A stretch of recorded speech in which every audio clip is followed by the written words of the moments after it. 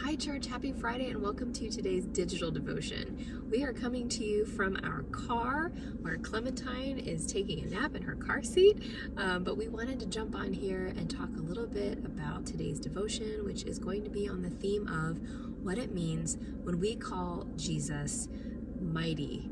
You know, we talk about a mighty God. That's a term that we use frequently when referring to both Jesus and also the Creator God.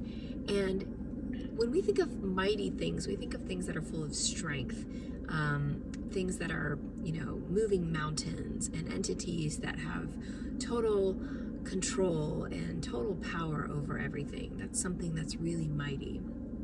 But when we think about what's happening in a matter of days at this point, which is Jesus coming to us in the form of a baby, that brings a really different understanding of what it means to be mighty and to be God, and how God chose to come among us.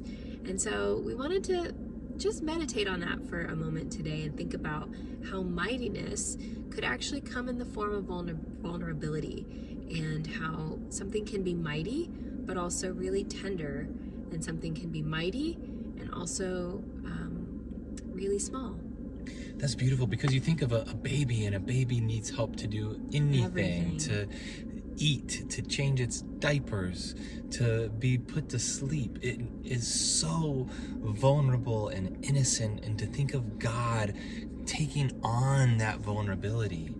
And that is where God's power and might comes from a place of humility and vulnerability. How powerful is that? And I think it's an antidote to a lot of the toxic masculinity of our culture that sees might from being, physical strength and domination, or domineering over someone. But to say that strength comes from humility and vulnerability, if we had more of that in our society, how beautiful would that be? And in our Bible study before the service, we were finishing up Philippians, and there's a passage where it says that Christ did not consider equality with God something to be grasped, but took the form of a servant. It is this theological term, kenosis, of emptying oneself, of there not being ego or selfishness, but simply a posture of doing what is best for humanity.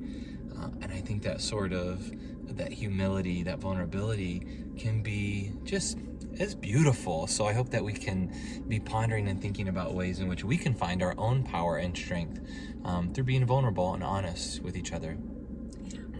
Well, we can't wait to worship with you and do our annual Journey to Bethlehem pageant on Sunday. All the kids are ready.